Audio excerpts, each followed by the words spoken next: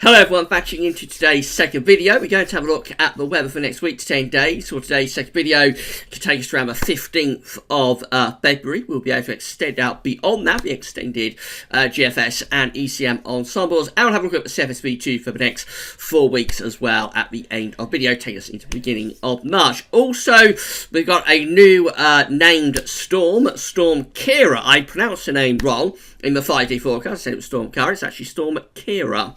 That's going to be with us over the weekend. So have a couple of tweets from the UK Met and also from the BBC as well about that in a moment.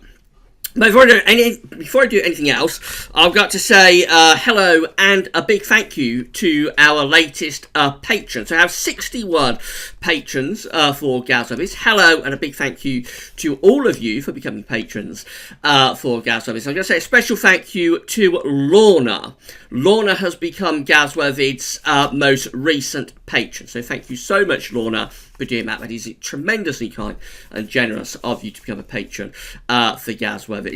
Lorna has asked if I could read out a message on her behalf, so happy to do that as well. So this is what Lorna says about becoming a patron for Gaz Service and why Lorna has become a patron. So Lorna says, I've decided to become a patron in recognition of the value you have added to my life over the time of my subscription to YouTube. During this time I have learned a lot about how it all works, and I have also learned to trust your interpretation will be grounded and honest. You are now my go-to for anything weather, and I quote what you say to the people around me. Therefore, I would like to say thank you for your time and hard work. It must take a lot in being at least my voice of weather sanity. I support your efforts. And just to say, that's such a lovely message. That's so kind, Laura, and thank you so much for that. Really blown away by that lovely message. So thank you, Lorna, for becoming a patron, and thank you so much for the message that you have asked me to read out. And just huge thank you to you for watching and for engaging with the videos and for enjoying the content that we're making and for becoming a patron as well. As I always say, as long as people want to see what we're doing, as long as people are enjoying what we're doing and want to see more, then we are really happy to provide the videos and all of the other stuff that we provide at gazworthies.com, including the written posts as well. So it's just very kind of you to send that message through and to ask me to read out, to become a patron for Gazworthy. So thank you so much, Lorna, for that.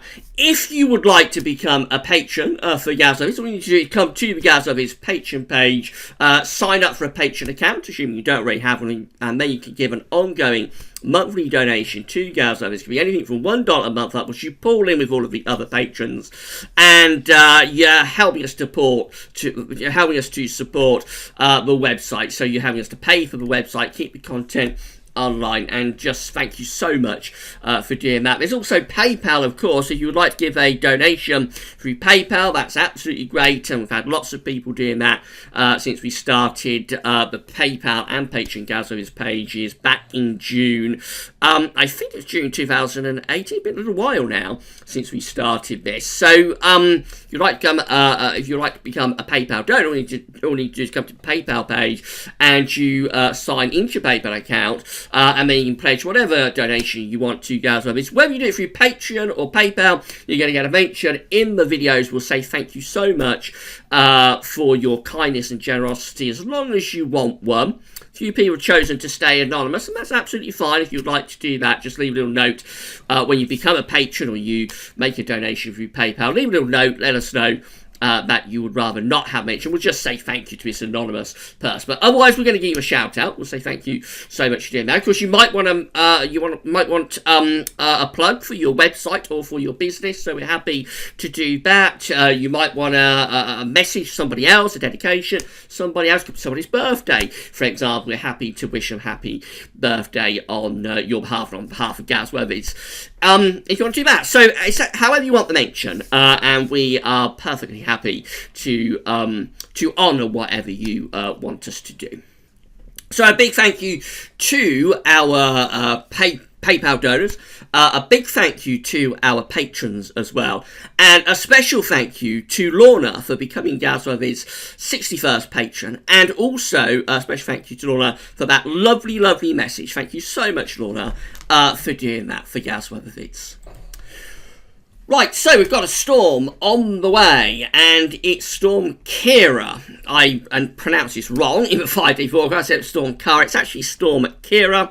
This is a tweet from the UK Met Office that confirmed this a few hours ago. They have got hashtag Storm Caira has been named and will bring very unsettled weather across the UK through Saturday night and Sunday. It's very early, actually, to be naming this. It's only Wednesday morning when this was named, and it's not going to hit us until Saturday night and Sunday, so they must be quite concerned about it, I would have thought, at the UK Met. Got a link to the weather warnings page, and also, of course, they have got hashtag weather aware. Right, so this is the animation for Storm Caira, so I'll just run this and you can see what's going to happen. So there comes the area of low pressure, that is Storm Caira, whips up the winds, whips up the isobars, so it looks pretty nasty as we go from Saturday into Sunday. Widespread gales, stormy conditions in places, gusts up to 80 miles an hour.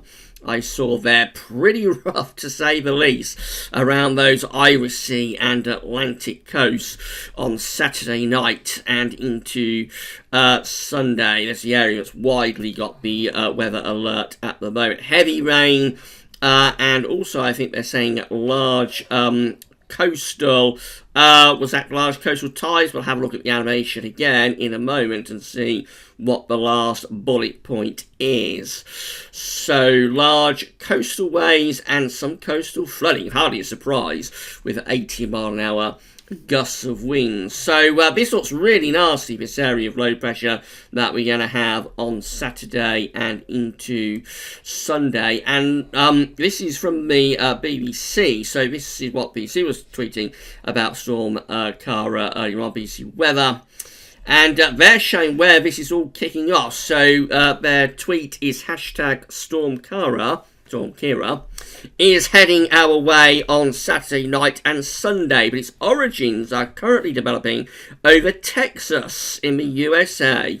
Watch how it travels towards us over the next few days. So between now, when the area of low pressure is in Texas, and Saturday night, this area of low pressure is going to travel a very, very long way. This is indicative of how very, very powerful the jet stream is, of course.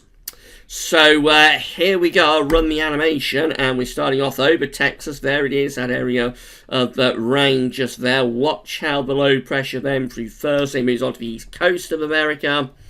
We use the seaboard, and then into Friday, moving out into the North Atlantic, gets caught up in the jet stream. It's going to be a very, very powerful jet stream indeed over the weekend. Here it comes. Here comes Storm Caira giving us a battering of severe gales and also a lot of rain coming in with that as well. And as the low pressure clears through, we'll pull the air in out of Greenland, and so that could bring colder weather to us as well. So towards the end of the weekend, it's the open of next week, we start going into a cold northwesterly that might deliver some snow to northern parts of the country in particular. So a wild spell of weather coming up over the next few days. For the time being, we are under mainly dry weather, under high pressure, and make most of it because over the weekend things are going to be turning wild. And by the way, it's also National Weather Persons Day today. That's trending on Twitter, I just noticed. So 5th of February, National Weather Persons Day. I thought that was International Weather Persons Day, actually. But anyway, it's a Weather Persons Day, so it is a day for weather, and we've certainly got a lot of weather coming up in the next few days, to say the least. Right, so let's have a look at what's happening in the stratosphere at 10 HPA. So this is from the JMA. This is how things are currently looking in terms of the temperature at 10 HPA in the stratosphere over the North Pole.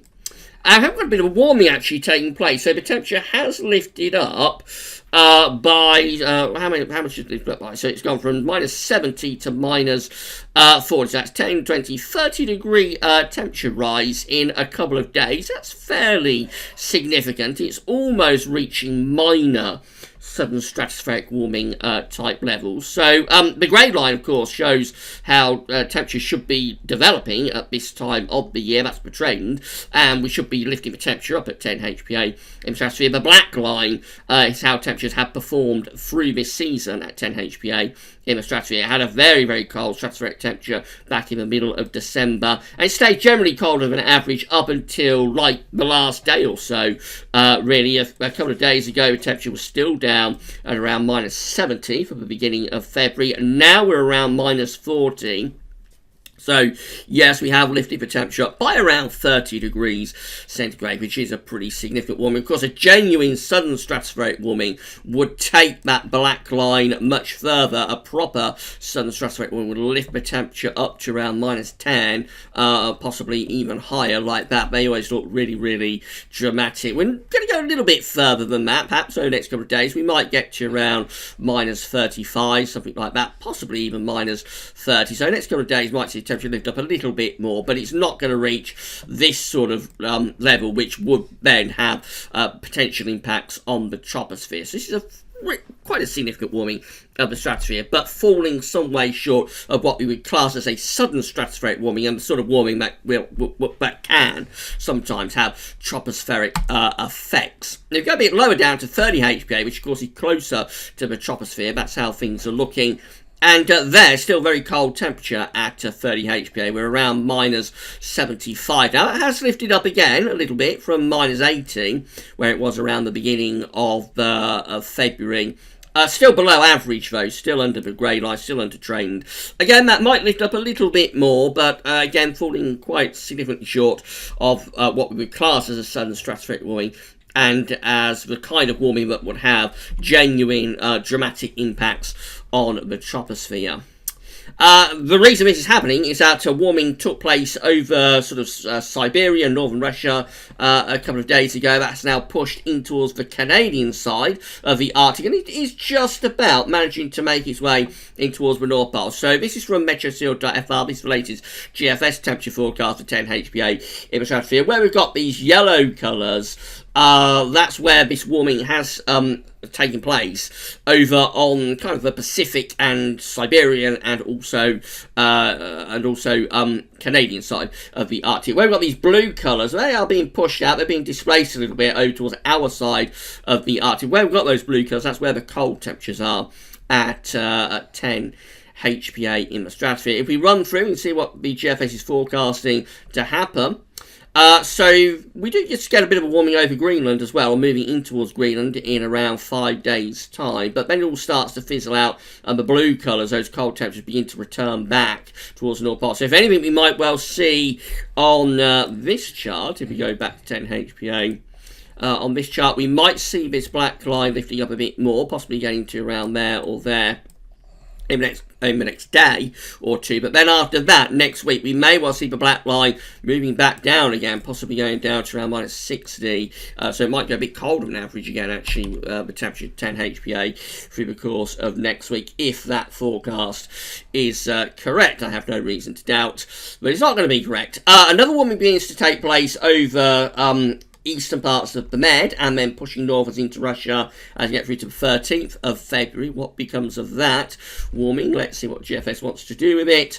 So that doesn't really do a great deal. That just sits over sort of central parts of Russia and Black Sea area and kind of fizzles out. So up to 21st of February, generally we're keeping those cold temperatures at 10 HPA going. So after this warming phase is over, and it's going to sort of fizzle out by the early part of next week, temperatures will get cold. It looks like temperatures stay pretty cold then in the stratosphere over the Arctic and the North Pole up to 21st February. There's no sign of a genuine southern stratospheric warming up to 21st of February. Of course, that's getting towards the end of meteorological winter. So this could be one of those winters where we never get a proper southern stratospheric warming. Not all winters have a southern stratospheric warming. Some of them don't. And this could be one of those that is not going to have a southern stratospheric warming within the winter months. That's not to say we won't get one going in March or April. Of course, then we're into meteorological spring. But for the winter, it's now beginning to look increasingly like we may not get a genuine southern stratospheric warming through the course of this winter. We have had several goes at generating them. You remember back in early December even we was considering the chance of a southern stratospheric warming, but didn't really come to anything. It's just a minor warming of the stratosphere such as we've got right now. And yes, it looks like this may be one of those winters where a proper southern stratospheric warming does not occur within the winter months, but we shall keep an eye on it. We shall keep looking to see what's going on.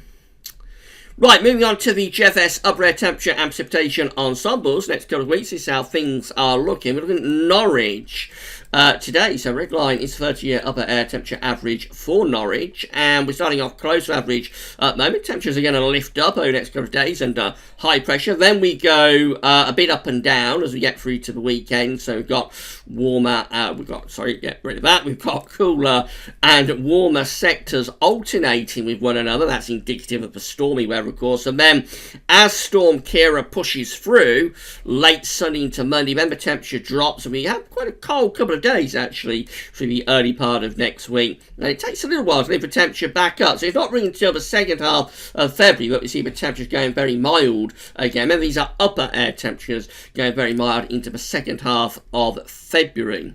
Precipitation-wise, reasonably dry up to the weekend, then quite a bit of rain to come over the weekend into the early part of next week. Maybe not only rain, as the temperature will be quite cold through the early part of next week, so we do have to consider the possibility of wintry conditions, particularly in the north and over high ground, but not necessarily exclusively so.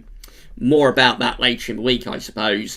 And then as we get beyond the middle part of February into the second half of the month, not only are we lifting the temperature up, we're also seeing a significant drying trend appearing then as well. So it looks like we're going towards high pressure into the second half of February. The second week of February is going to be stormy, but beyond that, it looks like the trend is increasingly towards high pressure. Of course, where the high pressure sits is going to be critical as to what the temperature is doing in the second half of the month, because even though the upper air temperatures are lifting up, if the high pressure was to be sitting over top of the country, it could be quite cold from frost, although days may be relatively sort of mild and maybe a little bit spring-like. Late February is that kind of thing where the nights can be quite cold under high pressure, frosty and foggy, but days, depending on the position of the high, can be relatively mild. So that will be more of a concern as we get into the second half of the month anyway. Temperature anomalies from the 5th to the 13th of February, a little bit above average, a little bit milder than average. These might go a little bit colder than average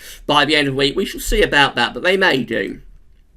Precipitation anomalies from the 5th to the 11th of February. Overall wetter than average for central northern parts of the country, near normal for England and for Wales as well. That's how the GFS is looking for Saturday. So, of course, all of this up here is low pressure. And, of course, we've got Storm Caira steaming into the Atlantic early on Saturday, and then that whips itself up into a very significant area of low pressure by 6 o'clock in the morning on Sunday. Tight back isobars, so it can be very windy, gale force winds lashing the country, severe gales in the northwest, as we've already explained with those tweets from the BBC and from UK Met. We could well be looking at 80-mile-an-hour gusts as we get through to Sunday around western coast. Stays very windy into the early part of next week as well. Gales or severe gales still lashing the country. And, of course, at that point, the air is coming out of eastern Canada and Greenland from here and plunging down across the country. So that's the kind of thing that could bring snow to the north. Probably just cold rain, mainly down in the south, except in over high ground and in sort of heavier bursts. But in the north, you can get quite a bit of snow from these sort of cold zonal conditions. That goes on into Tuesday as well. So Monday, Tuesday next week look cold, windy, gale force winds, and also the risk of snow, particularly in the north. Now, you remember in yesterday's video, there was a suggestion of a very nasty area of low pressure coming in late Tuesday and into Wednesday. The GFS is still showing that at 6 o'clock in the morning on Wednesday. It's that area of low pressure just there, sort of spawned by the parent low just there. It's not whipping it up quite as much as it was yesterday, but we still need to keep an eye on it because we've still got a very strong jet stream next week. So, we might get this area of low pressure bombing out. At the moment, the GFS has backed away from the chance of very severe weather in the middle part of next week a little bit, but we do need to keep an eye on it. It's only Wednesday, we've got another week to go. And with such a very powerful jet stream going across the Atlantic, it's possible that might get whipped up. It does actually form quite a significant area of low pressure by Thursday the 13th of February. That's over the top of the country. You see, there is definitely a chance of gales for England and Wales, gale force winds down there, lighter winds further north. There'd be a mix of rain and snow coming in with that area of low pressure, and the exact track would determine where any rain, snow risks are. It's into the second half of next week, so I expect a lot of chopping and changing on that. And then another low pressure racing in behind it. This one, again, bringing risk of more gale force winds on Friday the 14th of February. That's Valentine's Day. There has been a suggestion within model output for a little while of the Valentine's Day storm, so that could be something to something noteworthy on the 14th of February. That one gets out of the way and leaves us with showery conditions then and quite cold northwesterly winds. And then into the more extended range, the GFS begins to raise the heights down to our south again. And we start to go, or try to go into more of a high pressure dominated situation. So here comes the ridge beginning to build back in from the south and southwest. By the time we get through to the end of the GFS run, which is Friday the 21st of February, we're back under high pressure, much calmer, much drier, maybe a bit cold, probably frost and fog night and morning, but definitely trending towards higher pressure there into the second half of the month, breaking us out of this storming second week of February. GM looks like this. So the first band of rain comes across the country Friday night into Saturday. That clears through, and then Storm Caira races in Saturday night into Sunday, giving us a real blow of wet and windy weather. That gets out of the way, and then going to that cold northwesterly wind, so cold zonality for the early part of next week, bringing a risk again of snow to northern parts of the country. That area of low pressure, again, that we're talking about for the middle part of next week, that has the potential to become quite nasty, is quite a bit further south with the GM compared to where the GFS had it at midnight on Tuesday, the 11th of February. So quite a bit further south in the Atlantic. So that sort of zips across southern parts of England and Wales later Tuesday to Wednesday next week. On the northern edge of that, there could be some snow, heavy rain in the south, maybe chance of gales up the channel, but everything is much further south and not as intense with the GM and that area of low pressure. Another one comes rattling in on Thursday the 13th. We really are in for a bit of a battering over the weekend and into next week. And then as we head up towards day 10, we're still in this westerly flow, still looking pretty windy, probably not severe gales, but still quite windy up to day 10, 15th of February, and unsettled as well. ECMWF, again, we've got wind and rain sweeping across the country over weekend. Sunday could be really quite a disruptive day, either from heavy rain or more particularly, I think, from gale or severe gale force winds. Gusts could reach 80 miles an hour around western coastal areas, and if you've got anything planned for Sunday and into the early part of next week, you will need to keep a close eye on the weather warnings from the UK Met. We don't issue weather warnings at Gals Weathervids, and the place to go if you're worried or concerned about your safety in terms of what weather is doing is always to the UK Met office. That is the only place to go for weather warnings and to be advised about your safety. So if you've got anything planned, travelling around or whatnot on Sunday and into the early part of next week, UK Met weather warnings are a place to go. We'll be talking more about this, of course, in videos in the days ahead. This is Monday the 10th of February. We're in this cold northwesterly flow, gale force winds sweeping the country, and probably cold enough snow up in the north. We keep that cold northwesterly going into Tuesday next week as well. A little bit of a transient bump of high pressure there for Wednesday, no storm really for Wednesday, and then in comes the next low for Thursday next week. That brings us more wind and rain, and then as we get through to day 10, Just a suggestion that high pressure might be trying to build across the west of Europe. However, we also have this really intense area of low pressure just here. I think the central pressure with that is probably going down to around 925 millibars, something like that. It's very, very deep area of low pressure indeed. So this ridge that's attempting to get going in west of Europe will probably just get flattened off very rapidly by that low to the south of Greenland. It all looks Atlantic driven up to the middle of February, and then we might have a go at building some higher pressure in after the middle part of the month. This is the precipitation forecast based on that ECM run from Meteo.com. So we are starting today. Lots of dry weather around today, of course. Not going to be much in the way of rainfall for the next couple of days. It's not until Friday that the first band of rain moves in off the Atlantic, and even then that's quite patchy in nature as it pushes across the country. But that's the one that's breaking down the ridge, of course. Once that one's cleared through, then the low pressure start getting much more intense. As we go through into Saturday afternoon, evening, turns very wet and windy in the northwest, risk of some heavy snow over Scottish mountains as well. And then into Sunday, so lots of rain around on Sunday, especially for England and Wales. Very wet across England and Wales with that rain getting a little bit stuck.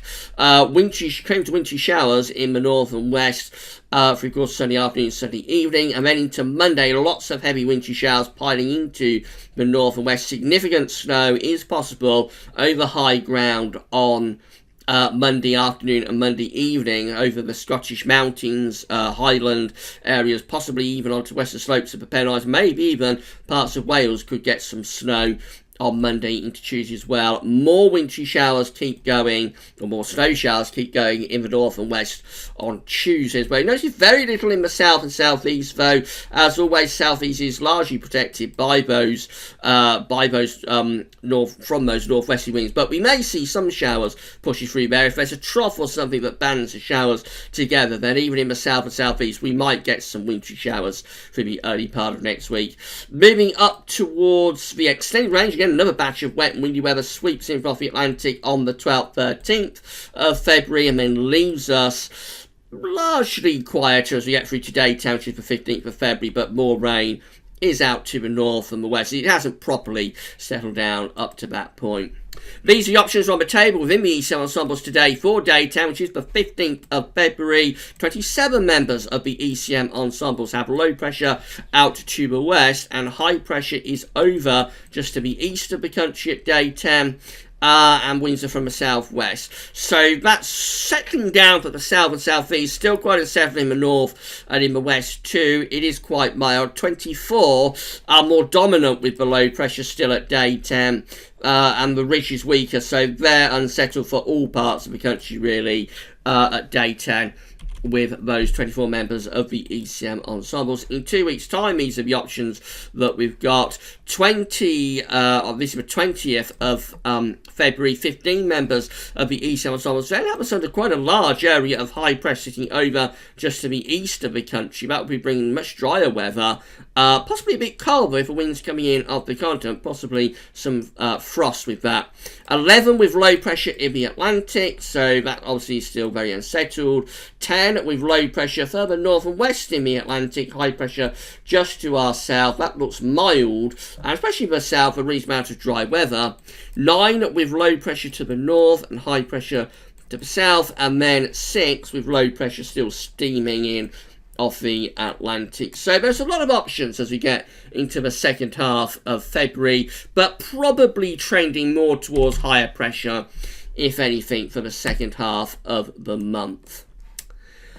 And then finally, with Sever's V2, so these are 500 millibar heights broken down into week periods. The first weekly period takes us from the 5th to the 11th of February. The coming week has lots of high pressure to the south, low pressures up to the north. Remember, the low pressure is breaking down this ridge. So by the weekend, we are well and truly back under the cosh from the Atlantic. Week 2 is the 12th to the 18th of February. Low pressure out to the northwest, high pressure is to the southwest, and we look mild and unsettled there as well.